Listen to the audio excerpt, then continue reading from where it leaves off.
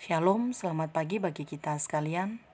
Salam jumpa melalui renungan pagi dari Bukit Sion Makale pada saat ini.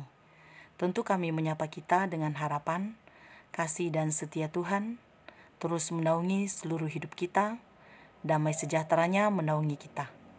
1 Timotius pasal 6 ayat 11 sampai ayat 21, bagian firman Tuhan yang akan kita baca dan renungkan di pagi hari ini. Mari kita berdoa. Kami memuliakan-Mu Tuhan dalam seluruh hidup kami. Betapa rindu kami senantiasa hidup di dalam Tuhan saja. Maka demikianlah ya Tuhan, di pagi hari ini kami akan membaca firman-Mu dan merenungkan firman-Mu. Roh Kudus kiranya menuntun kami semua, kami memahami, kami melakukan segala yang Tuhan kenan. Ampunilah segala dosa kami ya Tuhan, di dalam nama Yesus Kristus kami sambut firman-Mu. Amin. Firman Tuhan dari 1 Timotius pasal 6 ayat 11 sampai dengan ayat 21 berbunyi demikian. Tetapi engkau, hai manusia Allah, jauhilah semuanya itu. Kejarlah keadilan, ibadah, kesetiaan, kasih, kesabaran, dan kelembutan. Bertandinglah dalam pertandingan iman yang benar, dan rebutlah hidup yang kekal. Untuk itulah engkau telah dipanggil dan telah engkau ikrarkan ikrar yang benar di depan banyak saksi, di hadapan Allah yang memberikan hidup kepada segala sesuatu, dan di hadapan Kristus Yesus yang telah mengikrarkan ikrar yang benar itu juga di muka Pontius Pilatus. Kuserukan kepadamu, turutilah perintah ini dengan tidak bercacat dan tidak bercela, hingga pada saat Tuhan kita Yesus Kristus menyatakan dirinya, yaitu saat yang akan ditentukan oleh penguasa yang satu-satunya dan yang penuh bahagia, Raja di atas segala raja dan Tuan di atas segala tuan. Dialah satu-satunya yang tidak takluk kepada maut, bersemayam dalam terang yang tak terhampiri. Seorang pun tak pernah melihat dia, dan memang manusia tidak dapat melihat dia. Baginya lah hormat dan kuasa yang kekal. Amin. Peringatkanlah kepada orang-orang kaya di dunia ini, agar mereka jangan tinggi hati dan jangan berharap pada sesuatu yang tak tentu seperti kekayaan, melainkan pada Allah yang dalam kekayaannya memberikan kepada kita segala sesuatu untuk dinikmati. Peringatkanlah agar mereka itu berbuat baik, menjadi kaya dalam kebajikan, suka memberi dan membagi, dan dengan demikian mengumpulkan suatu harta sebagai dasar yang baik bagi dirinya di waktu yang akan datang untuk mencapai hidup yang sebenarnya. Hai Timotius, peliharalah apa yang telah dipercayakan kepadamu. Hindarilah omongan yang kosong dan yang tidak suci dan pertentangan-pertentangan yang berasal dari apa yang disebut pengetahuan. Karena ada beberapa orang yang mengajarkannya dan dengan demikian telah menyimpang dari iman. Kasih karunia menyertai kamu. Amin firman Tuhan. Tema renungan kita di pagi hari ini, hidup benar di hadapan Tuhan. Sesungguhnya semua orang merindukan hidup layak di hadapan Tuhan berdasarkan standar dan ketentuan Tuhan. Oleh Timotius, berdasarkan bacaan kita ini, diberikan pesan oleh Rasul Paulus untuk hidup dalam kedamaian, dalam kebenaran, di hadapan Tuhan. Diungkapkan dalam bacaan ini bagaimana Rasul Paulus memberikan pesan kepada Timotius. Pertama-tama pesan ini disampaikan bagi diri pribadi Timotius saja.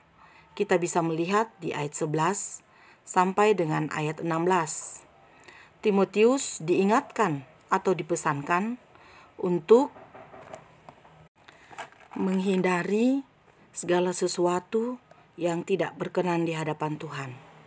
Oleh Rasul Paulus, Timotius dihimbau untuk mengejar keadilan, melakukan ibadah, kesetiaan, kasih, kesabaran, dan kelembutan.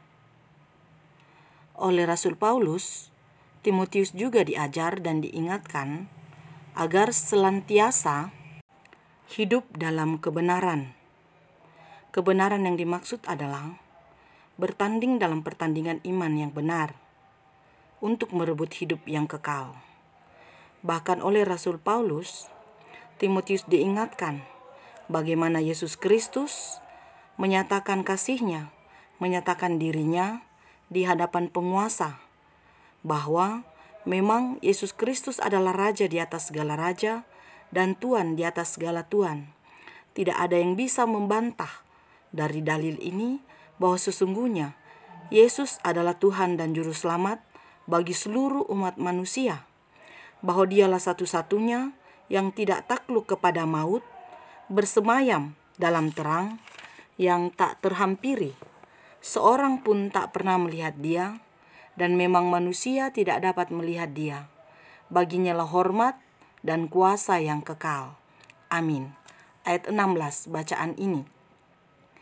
Pesan Rasul Paulus kepada Timotius juga sangat penting menjadi pesan dan peringatan bagi saya dan kita semua, pendengar renungan pagi dari Bukit Sion Makale pada saat ini. Bagaimana kita sungguh mengelola hidup ini seturut dengan kehendak Tuhan, tidak melampaui apa yang Tuhan kenan. Tema ini mengatakan hidup benar di hadapan Tuhan, maka sesungguhnya hidup benar berdasarkan standar dari Tuhan, bukan berdasarkan standar dari manusia. Sebab manusia begitu banyak pemahaman, begitu banyak pandangan, begitu banyak dalil, berdasarkan kepentingan, berdasarkan dari sudut mana manusia itu melihat. Namun jika melihat dari sudut Tuhan, maka jelas kita akan dituntun untuk melihat sebuah kebenaran yang benar-benar adalah sebuah kebenaran yang sungguh menjaminkan kehidupan manusia kini dan di sini dan untuk hidup yang kekal. Kita pun diajak untuk melihat dari bacaan ini bagaimana Rasul Paulus memberikan pesan kepada Timotius, bahwa pesan itu juga sangat penting. Timotius mengingatkan kepada orang lain. Ayat 17 sampai dengan ayat 19. Sehingga dapat kita memahami bahwa ternyata pesan dari Rasul Paulus ini bukan hanya untuk diri Timotius seorang, tetapi juga diingatkan untuk memberitahu, untuk mengingatkan kepada orang lain. Di ayat 17, ayat 18, ayat 19 diungkapkan tentang bagaimana untuk memperingati orang-orang dalam dunia ini agar jangan tinggi hati, tidak harus berharap pada sesuatu yang tak tentu, melainkan berharap hanya pada Tuhan saja. Jangan mengandalkan segala sesuatu di dalam dunia ini. Dan kemudian diingatkan untuk senantiasa hidup saling memberi, hidup saling berbagi. Nah, dengan demikian, hidup yang dialami, hidup yang dijalani, sungguh-sungguh dapat mencapai hidup yang sesungguhnya, yang sebenarnya dalam standar Tuhan.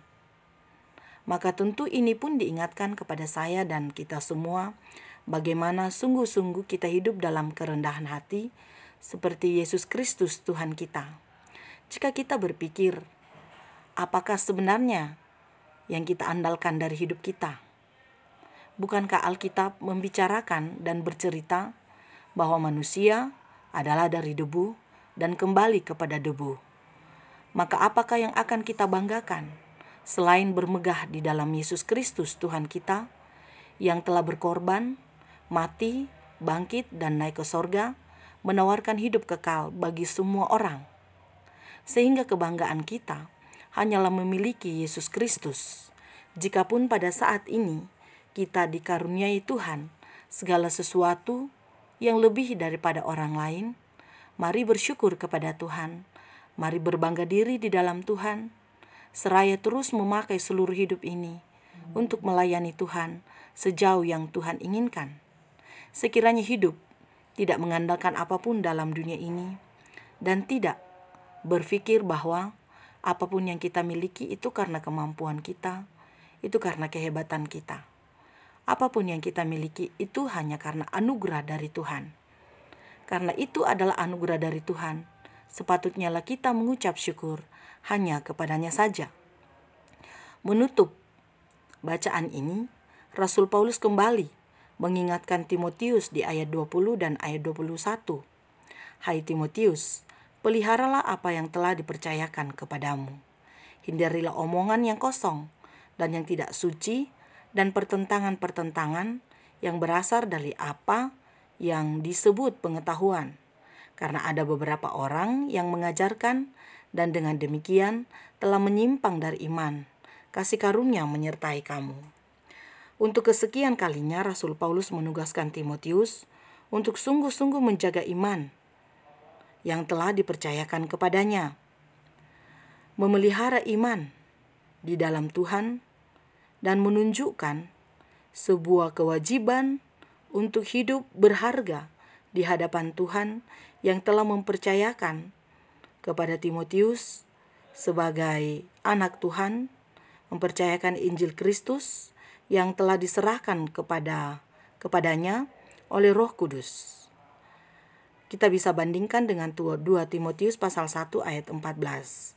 Sangat penting untuk memberitakan Injil sepenuh hati sesuai dengan petunjuk Roh Kudus kepada semua orang, kepada saya dan kita semua. Tugas Timotius tentu tidak selesai dalam pemberitaan Injil dalam bacaan ini, karena Timotius akan terus memberitakan Injil. Kita pun sudah membaca firman Tuhan ini. Tugas saya dan kita semua pun adalah untuk memberitakan Injil, memberitakan kebenaran Kristus sejauh hidup yang Tuhan inginkan. Maka hidup yang benar di hadapan Tuhan adalah mari memberitakan kebenaran Kristus, memberitakan Injil Kristus sejauh hidup yang Tuhan inginkan, melakukan segala yang Dia kenan, mengatakan segala yang benar, memikirkan segala yang benar. Mari meminta kuasa Roh Kudus menuntun kita untuk menjadi serupa dengan Kristus Yesus Tuhan kita. Amin. Mari kita berdoa.